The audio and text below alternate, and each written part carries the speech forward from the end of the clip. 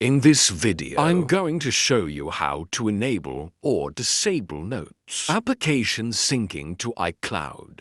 It is quite simple and easy to do. Let's begin, and first open up their settings, and there hit at your name, at your Apple ID name, and then tap at iCloud. Next, add apps using iCloud. Hit on Show All to show all the apps. And here you have to find Notes application. Just hit on it, and now you can set up this option. It calls Sync this iPhone. Now the switcher turned on. It means that Notes app is now sync with the iCloud.